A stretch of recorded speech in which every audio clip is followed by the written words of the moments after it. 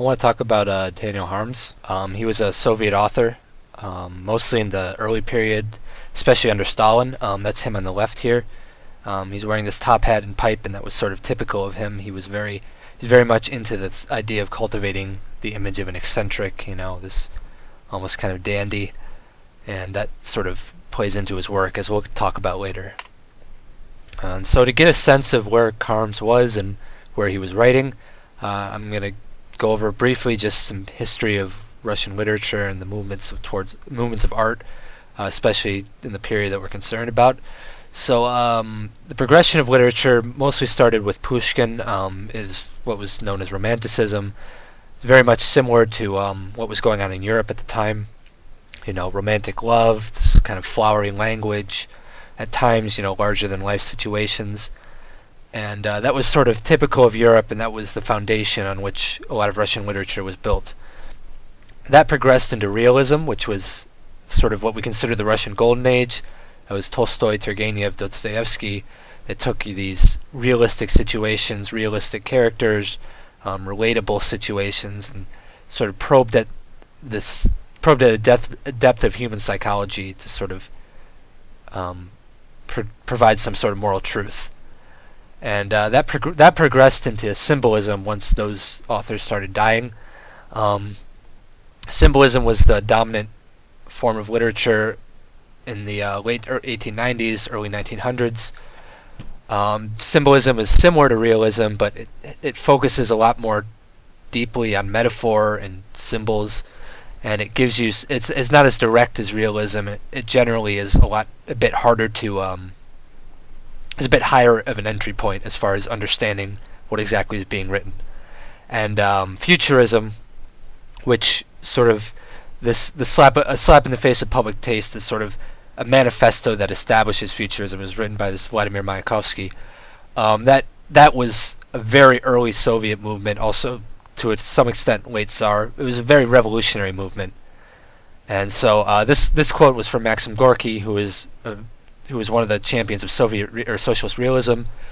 He's talking about, in just this sense, there's a period from 1907 to 1917. Nikolai II was Tsar at the time. He wasn't terribly liberal, but there was at least less censorship than what came before, and certainly than what came after, as I'm sure Russian artists would be sad to find out. And so the 1917 revolution was, of course, a Marxist struggle. And if you know anything about Marxism, you know that one of the pillars of Marxism is this idea of stages of history. The ones that are relevant to our story are feudalism and capitalism and socialism. The feudalist model is an economic system that's dominated by the nobility and upper classes. That system has to be supported, or it had to be supported by a merchant class of emerging, middle class people that generally grew and consolidated power as feudalism became older and went on. And eventually the excesses of feudalism, think of Versailles and all these very corrupt nobilities, people not really contributing to society. That sort of culminated into events like the French Revolution, where this feudal society was overthrown in favor of a capitalist society that was led not by the nobility or upper classes, but by the bourgeois or middle classes. And so Marxist ideas state that just as the excesses of the nobility led to the end of feudalism, the excesses of the bourgeoisie, namely, the exploitation of the proletarians, would lead to the end of capitalism in favor of a socialist uprising led by the proletarians. And, just as feudalism empowered this merchant class by necessity, capitalism naturally empowers the proletarian because of the exploitation and the need, growing class conflict that would end in this revolution. And so Mayakovsky and people like him had the opinion that just as this new socialist system would spark a clean break with prior capitalist society, so too would new artistic movements like futurism lead to a clean break with what came in the past. So Romanticism, realism, all those. So that's where this famous quote from of his came. It's also from A Slap in the Face of Public Taste. That is, throw Pushkin, Dostoevsky, Tolstoy, etc., overboard from the ship of modernity. This idea of throwing the old off a steamship is very much Mayakovsky. It's the kind of militant futurism that he was very much known for. But the problem with this was that if Mayakovsky was very much in favor of futurism, the socialist or the Soviet authority was not so much in favor. Lenin famously was a patron of what you would call old style art. He loved Bach. He read novels, and Stalin did too. Even in the most crushing parts of the Stalinist purges, he would, if there was an author that he was particularly fond of, even if that author was writing explicitly anti-Soviet stuff, the author was more likely to survive than die, as was the case with someone like Mikhail Bulgakov, who's he had a very famous play called The White Guard, which was about the White Guard. I mean, it wasn't super in favor of the whites, but it also wasn't explicitly endorsing the Reds, which was at that time enough to get you blacklisted. And he was blacklisted, but he wasn't killed, which that's an achievement in itself. Anyway, so a lot of the Soviet authorities, instead of promoting futurism, they promoted what was called socialist realism, which was embodied in people like Gorky. Gorky's novel *The Mother* is probably the most famous and probably, in my opinion, the best example of socialist realism.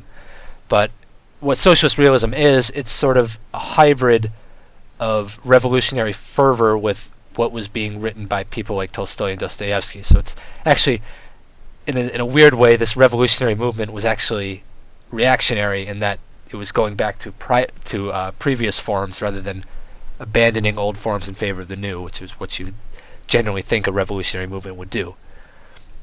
So socialist realism is characterized rather for its directness, for its ideological message. So instead of something like Tolstoy talking about the meaning of death or the meaning of or the role of Jesus or Christ or any sort of religious imagery, Gorky and authors like him would replace this religious imagery and larger philosophical message with one that was much more in line with the Soviet way of thinking. So instead of an author or a character figuring out what his purpose is in the world, he would figure out how to best how to produce more grain or work harder in a factory.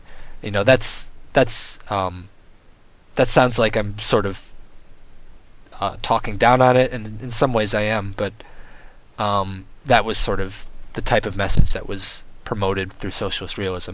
And also, this was very important, is relative simplicity. The Soviet government was very much saw itself as a government of the proletarians, of the workers. These were not people who were educated and could read. You look at this top quote by Mayakovsky. The vocabulary with arbitrary and derivative words, word novelty, very much cerebral and hard to understand and difficult ways of promoting literature. In fact, there was a movement within futurism that said that literature and art in general shouldn't be comprehensible at all, and it should be literally all nonsense. And so the defeat of this avant-garde futurism in favor of socialist realism was one of the reasons that Mayakovsky eventually committed suicide. As is typical of people who have difficult relations with the government but are still at least superficially in favor of it, Mayakovsky, after he died, was sort of a cult of personality was built around him, and he actually has a statue of him in Red Square that's still up to this day, and that's typical.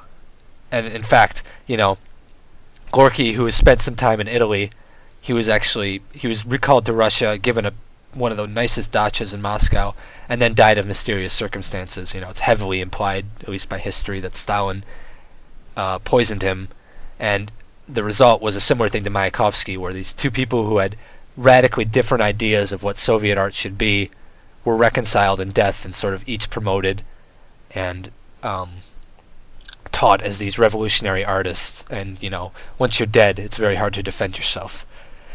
And just as an aside, censorship under the Soviet Union continued under Khrushchev, but it was very much eased. A pivotal point in that is the publishing of A Day in the Life of Ivan Denisovich by Alexander Solzhenitsyn. That was sort of, that book, if you don't know, is about the gulags in the Soviet Union, which the government, before the publication of this novel, didn't even acknowledge. And it was a point of controversy, especially in the West. And the publishing of this work and the fact that it was approved by the Soviet government was a very big deal, when you could die for a lot less under Stalin. But nonetheless, censorship did continue under Khrushchev. It was ultimately lifted under the larger liberalization of the Soviet Union under Perestroika, and when the Soviet Union fell in favor of the post-Soviet states, it was sort of abolished altogether. And so, with that background in mind, we can start talking about Daniil Kharms. This quote at the top will give you a sense of the type of person he was. Interested only in nonsense, only in that which makes no practical sense. I'm interested in life only in its absurd manifestations. And that's sort of telling in this period where everyone, regardless of their artistic output, had some political agenda that they were trying to promote. And so having someone, Kharms didn't exist in a bubble. He certainly had political feeling, but it's much less clear in his work than it is in others. And that made him an enemy of the Soviet Union, because under Stalin, in a lot of ways, you were guilty until proven innocent. Kharms himself was born into a revolutionary Petersburg family. His father was actually in the same prison as Alexander Ulyanov, who was Lenin's older brother, who was executed by the Tsar. He did politically sympathize with the revolution. I mean, he wasn't a czarist by any means, but as I just mentioned, his sympathies were somewhat muted, and not explicitly expressed in his art. And he garnered the reputation of an eccentric. He was very much interested in getting attention and breaking down traditional expectations of what an author or an artist should be. Just as Mayakovsky was revolutionary in terms of his ideology, Kharms was revolutionary in terms of his forms.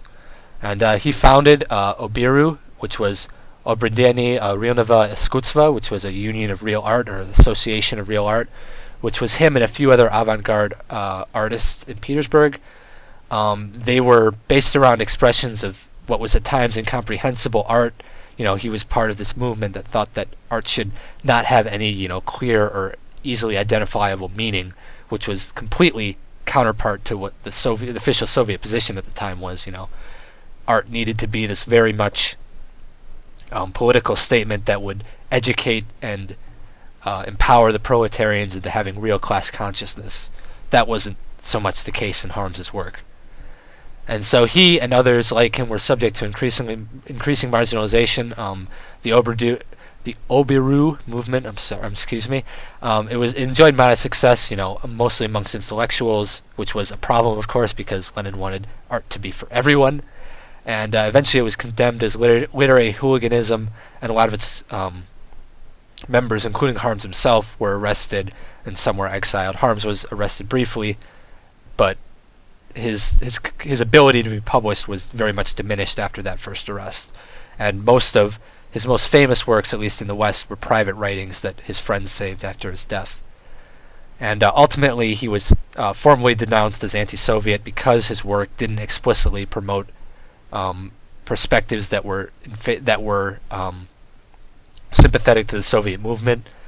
Like I said, under Stalin, you were guilty until proven innocent, and his work that was, completely off the wall and very hard to understand, at least if you're approaching it from a rational point of view, that wasn't something that they were even going to bother with. That's the other problem with futurism, is that because it's so weird and so irrational at times, it's very hard to censor. And eventually he was arrested in 1941, and it's kind of telling of what the Soviet government thought of him, that he was held in a psychiatric ward, and he died of starvation 6 months later. Leningrad was, of course, at this time in 1941, under siege from Nazi Germany. There was a very famous blockade where 1 million people starved, and a political enemy in a psychiatric ward is not going to be a high priority for getting rations. And so it's kind of a sad reality that he was one of the first people to go. And so this is a typical poem of Kharms, probably his most famous one. And it goes, "There once lived a red-headed man who had no eyes or ears. He didn't have hair either, so he was called a redhead arbitrarily. He couldn't talk because he had no mouth. He had no nose either. He didn't even have arms or legs. He had no stomach, he had no back, he had no spine, and he had no innards. He didn't have anything at all. So we don't even really know who we're talking about. It's better that we don't talk about him anymore." That's kind of typical Kharms. He starts it in a very conventional way. There once lived a red-headed man, and then we get this strange detail that piques our curiosity, who had no eyes or ears, so you think it's going to go somewhere, but then it goes nowhere, and you get a funny non sequitur. It's better that we don't talk about him anymore. There's nothing to be said, so why say anything? This one is probably my favorite of Kharms's poems. It's difficult to call them poems or short stories. It's kind of whatever you want it to be. But an amazing thing happened to me today. I suddenly forgot what comes first, 7 or 8. I went to my neighbors and asked them about their opinion on this matter. Great was their and my amazement when they suddenly discovered that they couldn't recall the counting order. They remembered 1, 2, 3, 4, 5, and 6, but forgot what comes next. We all went to a commercial grocery store, the one that's on the corner of Zemetskaya and Basinaya Street, to consult the cashier on our predicament. The cashier gave us a sad smile, took out a small hammer out of her mouth, and moving her nose slightly back and forth, she said, "In my opinion, a 7 comes after 8, but only if an 8 comes after a 7. We thanked the cashier and ran cheerfully out of the store, but then thinking carefully about the cashier's words, we got sad again because they were void of any meaning. What were we supposed to do? We went to a summer garden and started counting trees. But reaching a 6 in count, we stopped and started arguing. In the opinion of some, a 7 went next, but in the opinion of others, an 8 did. We went arguing for a long time, when by some sheer luck a child fell off a bench and broke both of his jaws. This distracted us from our argument, and then we all went home." This story has a lot going on. It talks about the situation of course, to start with, is completely, nonsense. Forgetting the counting order and having everyone forget the counting order. And then, this detail that they just sort of gloss over, that she took a small hammer out of her mouth and moved her nose slightly back and forth. And then said this very formal sounding statement that actually is just complete nonsense. And then this random occurrence that's distracting, and then no resolution. And then also it's calling it sheer luck that a child fell off a bench and broke his jaw. That's classic Kharms. And so this is another one of his. I won't read it, but that's another example of this type of stuff that Kharms was writing. And so I didn't really mention in 1931, after his first arrest, it was difficult for him to publish, but he found a sanctuary really in children's literature before then. Even before his arrest, there was a lot of pushback from the Soviet authority about his kind of work, but children's literature is generally a lot more flexible when it comes to weird stuff. That was true then, and it's very much true now. Kids like stuff that doesn't make sense and is, wacky and off the wall. And Kharms was very good at writing that sort of stuff. So he was sort of forced into this role as a children's author, but he was also very good at it. And Kharms' arrest and death is it seems almost fitting of the type of author that he was. That, this man who was writing about babushkas falling out of windows and shattering into a million pieces, he was arrested and eventually died under Stalin, while other authors who were writing, explicitly anti-Soviet stuff. I mentioned Bulgakov earlier. There are also, Solzhenitsyn, who I also mentioned, and Anna Akhmatova, whose famous poem Requiem is explicitly about Stalinist repression, and she wrote that in private, of course, but so did Kharms. And it seems funny that these people who were writing stuff that was actually like anti-Soviet, they were fine, but Kharms not so fine. Certainly everyone suffered under Stalin. There wasn't the only person who didn't suffer under Stalin was Stalin, and even he had his moments of real pain. And the Obaru movement It was very much short-lived and very much isolated in Petersburg, but it still has had its influence. Most recently, when Pussy Riot, the band who made those protests in Russia, when one of the women who was a part of that band was arrested, she explicitly pointed out they were the continuation of the Obaru movement, which I don't know Harms. He might be happy with that. He might not be. I think he would be. But anyway, his writing has been mostly untranslated. Especially, there's this weird diversion. There's this weird dichotomy where in the West, this personal stuff that he wrote after his arrest is, the most famous stuff. This kind of absurd nonsense. Whereas in Russia, he's mostly famous as a children's author, and most of his children's work, like this book, Ivan Ivanovich Samovar, is there are translations that exist in the West, but none are as popular as this Today I Wrote Nothing, which of course, it's only a marginal type of popularity. But yeah, he's very much he very much has a different reputation in the West that he does in Russia, even if you can call what little reputation he has here as, worth mentioning. But other than that, you can find random stories translated on the internet. This book, Today I Wrote Nothing, was recently published in English. You can find it on Amazon, maybe in a bookstore if you're lucky. But other than that, he's very much still sort of under the radar. Mostly because his stuff is weird. Very weird. And yeah, that's about all I have. So, hope you learned something. And if you didn't, oh well. Hope you enjoyed the time you wasted.